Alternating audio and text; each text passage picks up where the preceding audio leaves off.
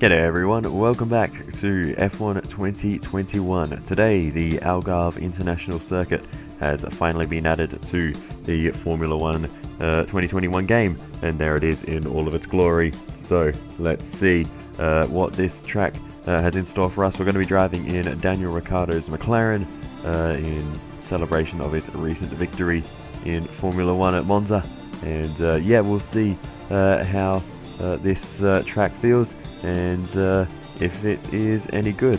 I'm really looking forward to getting into a new circuit, so let's just get straight into practice and see what the track feels like. A bit like a rubber out on track. Try to take it easy for a couple of laps.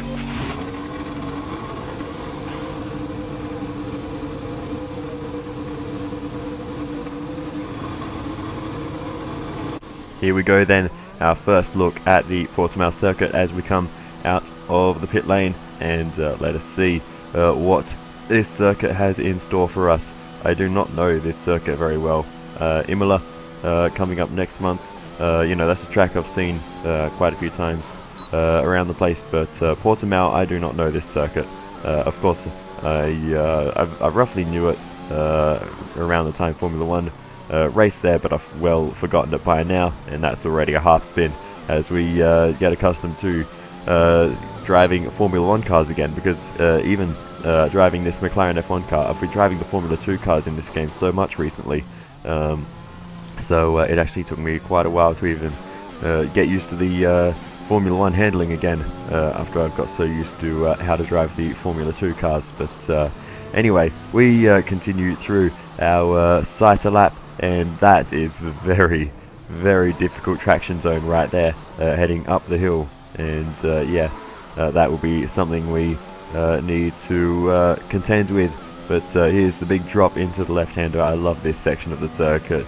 It's an absolute roller coaster ride, and yeah, it's going to be a very, very fun circuit when I get up to speed. Like I said, I don't even know which way the next corner goes at this point, but yeah, it looks like a very interesting track if I can stay on the track, which as you can see is proving difficult in this practice session. So yeah, I'm going to need to take some time to get up to speed, and yeah, we'll see how things go. We'll jump into a qualifying session soon, and we'll do a 100% distance race, but for now, let's just get some practice in.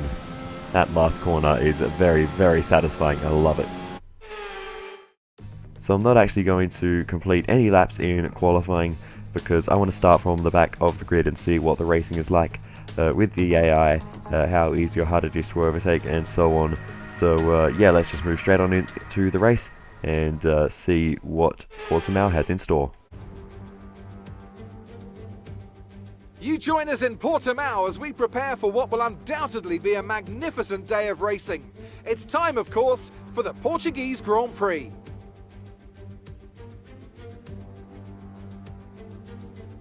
So Portimao features 15 turns over the course of its 2.9-mile length.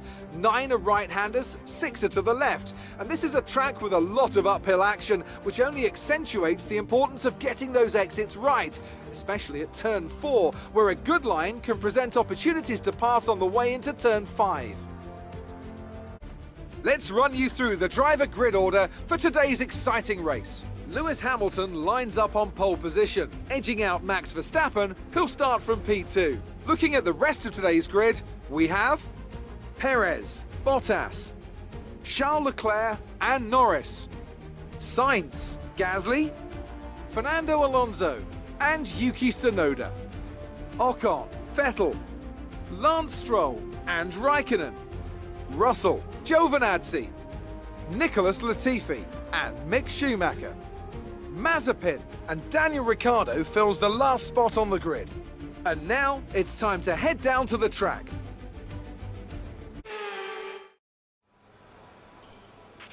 Okay, here we go. I know what you can do. Don't let me down. So the strategy here will be to stop two sets of softs to the mediums as we now get ready to go to the 5 red lights. And it's lights out and away we go for the Portuguese Grand Prix.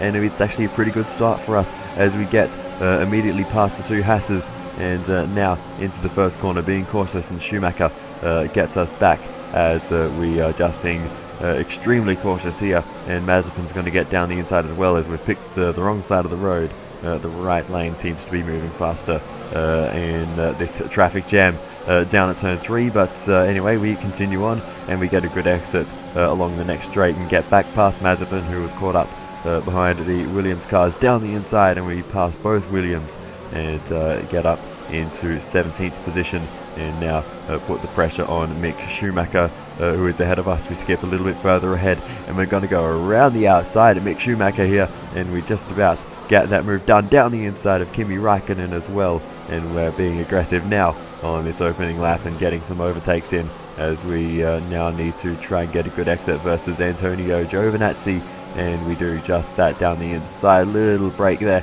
into this flat out, usually right-hander, but I wasn't sure what the grip would be like there on full tank of fuel and going side by side with another car. Here's a replay at the front of the grid of what the start looked like.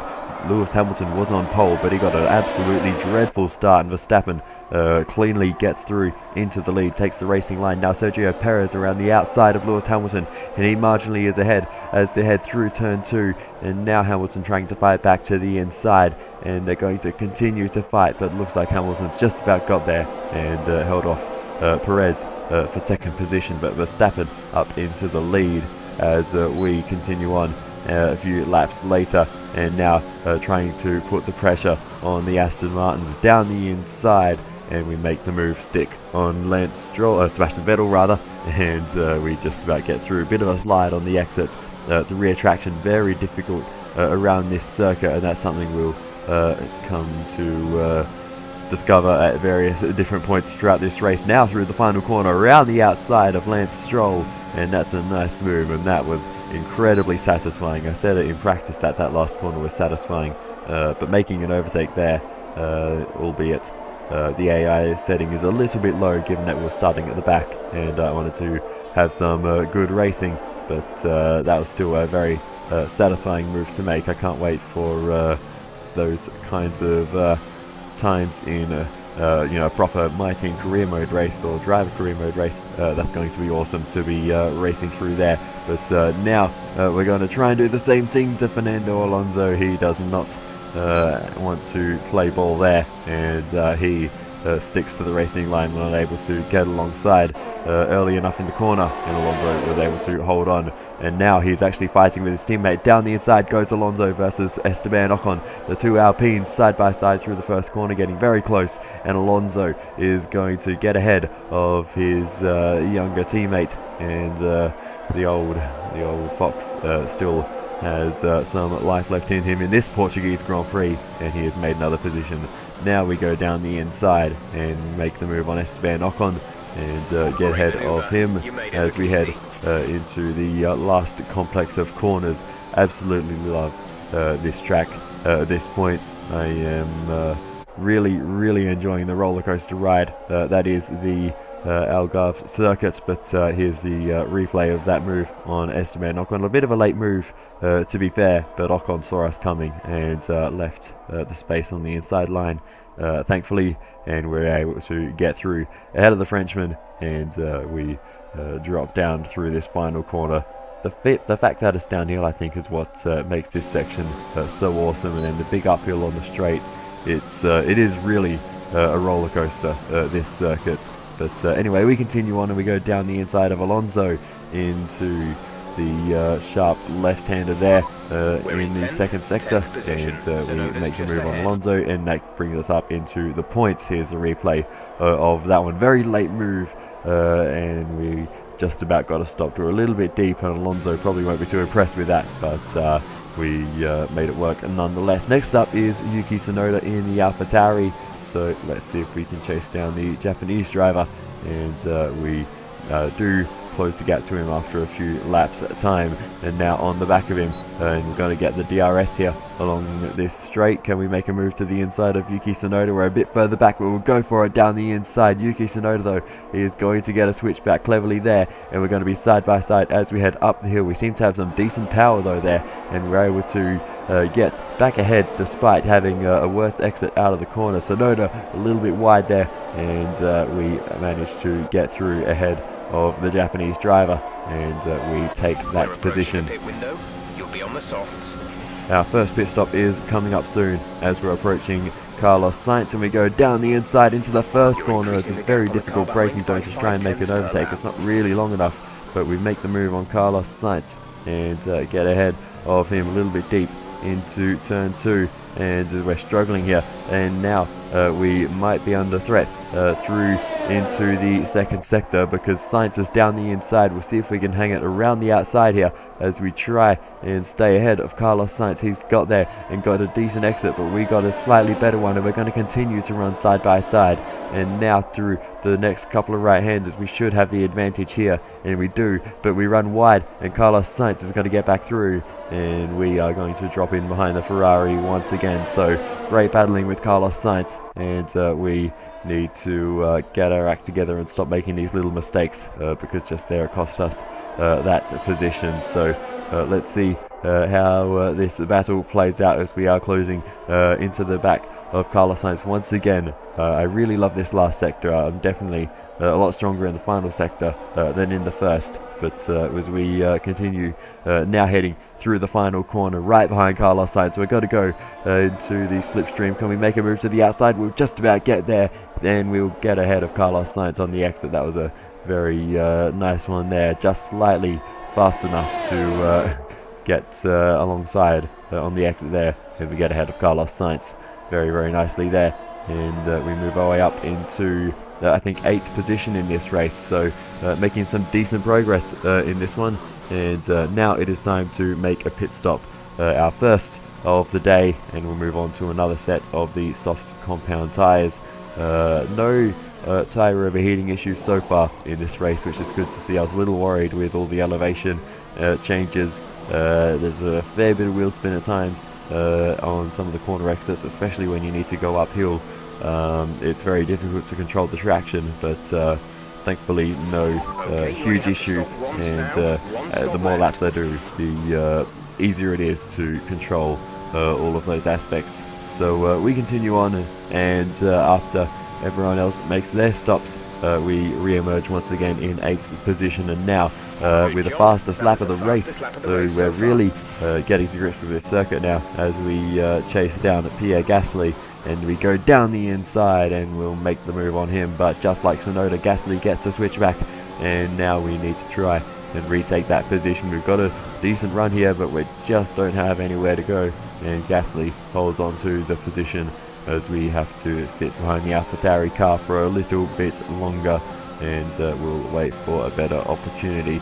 So on the very next lap then, we're going to try and go down the inside of the first corner, late on the brakes versus Pierre Gasly. Missed the apex a little bit, and that's going to make us quite slow on the exit. Gasly's back up the inside, and he is going to retake that position. We're going to try and set up a switchback here though onto the next straight, going from right to left, and we do have a good run versus Pierre Gasly. Bit of the tap on the rear end there, and we may have just slightly damaged our front wing, but we do go down the inside and make the move on Pierre Gasly, and a bit of a slide on the exit there, but we managed to stay ahead of the Frenchman and claim finally that position. Here's a replay of what that looked like from off board, and you can see Gasly getting a nice switchback through that first corner, but yeah, here we took a really wide turn in, carried a little bit too much speed, and just tapped the back of Pierre Gasly. There is a slight bit of damage visually to the front wing, but I don't think it'll be to the point that is going to cost us anything notable in terms of lap time, so I think we may have just about gotten away with it there, and we will continue to push on further through this race. Continuing on then, and it's time for our second pit stop.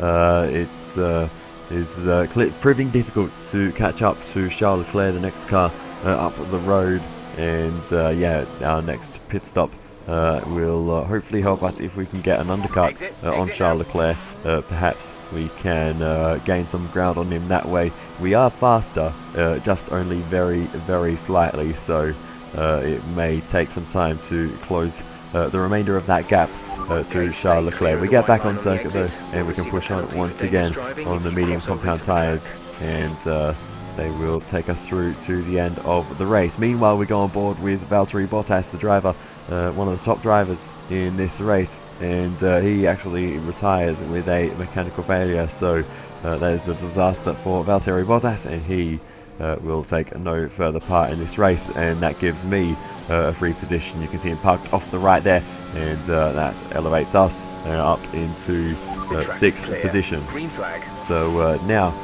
with Charles Leclerc and Lando Norris up ahead, if we can pass them, that will get us up into 4th. So now 4th is the target in this race, and we'll see what we can do. We move on and we catch up to Charles Leclerc, and at around this time I rediscovered ERS. I'd actually completely forgotten. I've been driving the Formula 2 cars so much that I forgot that ERS was even a thing, and haven't been deploying it all race, or haven't been deploying overtake mode all race, so that may explain my lack of pace relatively, that and a few other things. But anyway, we already passed Leclerc. We tried to pass Lando Norris, but he immediately gets us back, and now we'll need to wait for another opportunity to pass our teammate. As you can see, he is still ahead of us, but through this middle sector, we seem to be pretty good through here, and especially in the final sector, I feel like we got an advantage. We go down the inside of our teammate, but run deep, and Lando switches back and retakes that position, and now we're trying to go around the outside as we head through into the final sector, the final corner now, and we might just be able to make this move round the outside of Lando Norris, and we find our way up into 4th position and immediately cover that off. But Lando is going to get the DRS here. He's got a good run. He's going to try and come back at us as we head down towards the first corner, and Lando Norris gets back through as we have to sit behind him once again. So unfortunate there that that timing with the DRS was no good. So as we continue on, we will try and make this same switchback that we did on Pierre Gasly to Lando Norris. Lance Stroll gets out the way, but we will get up the inside of Lando Norris, and we make the move on our teammate, and this time we will make sure we maintain the position, and we do just that and get ahead of Lando Norris. Here's what that looked like from off board, and you can see we just took a wider turn in, same thing we did with Pierre Gasly, made sure we didn't run into the back of him. Lance Stroll got out the way for both of us there, and after that point the move was basically already made, and we get ahead of our teammates. So now we just push on to the end of the race. We're never going to catch up to the Red Bulls and Mercedes cars, but we can certainly push on and try our best. So as we continue on through this race, we are now on lap number 58, and this was one of my better laps in terms of just the quality, I suppose, of the lap, and we get past one of the lap cars there, which gave us a bit of DRS to help our overall lap time. All I was really doing throughout this phase of the race was just pushing for fastest laps. I wasn't fast enough to catch Sergio Perez by the end of the race, so yeah, I was just pushing for fastest laps and hoping potentially for a safety car to maybe get us out of this situation of not really having any cars to fight with, only the lap cars that we are overtaking from time to time. But yeah, this lap has been pretty good for us so far. Definitely still plenty of room for improvement, but we are getting to grips with this circuit, and I'm now a lot more comfortable with it than what I was just a few hours ago before practice. So as we head through the final corner, a bit wider, a lot wider than I would have liked to have been there, and we come across the line. It is the fastest lap of the race so far, and that should net us a bonus point. We continue on, and we get a bit of a spin happening here as we were just pushing too hard through that left-hander, a little bit uphill on the exit, which makes it very difficult, and that ruined that lap. But Lando was way too far behind. No way he could capitalize on that. But it's the final lap now, and we're going to be dumping all the ERS on this lap to see if we can set another fastest lap of the race, because we have actually lost it. Max Verstappen has taken the fastest lap at the moment as we head through the first sector, and now we get the DRS off a lapped car and get back to the racing line as we head into the second sector. A little bit deep there, but we continue to keep the speed up, and we have a green first sector, so we are improving on our prior lap. So let's see how the rest of this lap unfolds. Not a great run through there, but wheel spinning there up the hill. You can hear the loss of traction. That is probably the trickiest traction zone on the circuit in my experience. A very tight, narrow line there. I really didn't pick that one very well, so I'm worried that this fastest lap is not coming together so well. It's a red middle sector as we have to get out of the way of Nikita Mazepin there. He didn't really have anywhere to go, or just an awkward time to catch up to him. But anyway, we now through the final corner, we are going to dump all the ERS on the way to the finish line. Will we be able to take our fastest lap back? It's been a bit of a scruffy one. We'll look in the top left, and we do take the fastest lap of the race. Right, race over. Take care of the car on the way in. I'm not exactly sure how we managed that, but there we have it. Driver of the day, fastest lap, last place to fourth. Can't complain. It's a performance that our Portuguese Grand Prix winners can be justifiably proud of, and I'm sure there'll be celebrations tonight. Anthony Davidson, what helped them deliver this result, do you think? I think that smart tyre management on track and very smooth driving definitely assisted in their victory today. That combination meant they got the absolute maximum out of their tyres at all times. The drivers are en route to the podium as we speak. What a fantastic win for the Red Bull team. They performed exceptionally today, keeping us firmly on the edge of our seats throughout the entirety of the race. Congratulations to everyone at the team. So Max Verstappen wins this experimental Portuguese Grand Prix with Lewis Hamilton in second and Sergio Perez in third. Now, let's discuss, Ant. Who would you say is a contender for driver of the day? Daniel Ricciardo certainly impressed me today, an incredible performance. Well, Ant, an end to another fantastic weekend of racing. Thanks to everyone who joined us, and we'll see you for the next one. There we have it. I have to say that is, or this is probably one of the most satisfying tracks to drive in the game. I absolutely love it. Really enjoyed this race. Probably not so much to begin with, as I was still getting up to speed.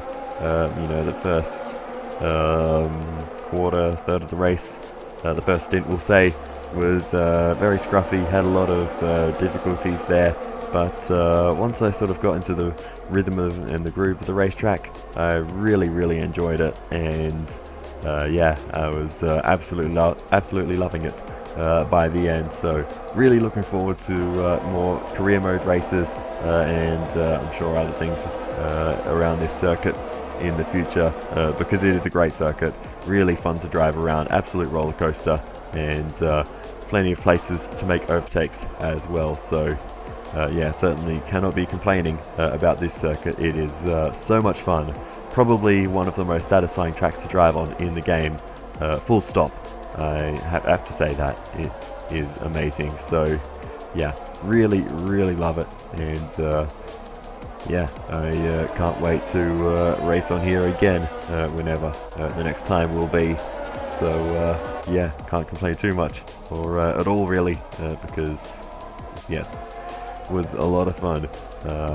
I definitely probably set the difficulty a little bit too low, but I was cautious because it took me a long time to get up to speed with the track in practice. But I think the actual racing laps with other cars around actually helped me learn the track a lot faster than what I would have just in practice. So just seeing what the other cars were doing and sort of learning the lines a bit better that way, and the speed you carry at certain parts certainly helped in a race situation.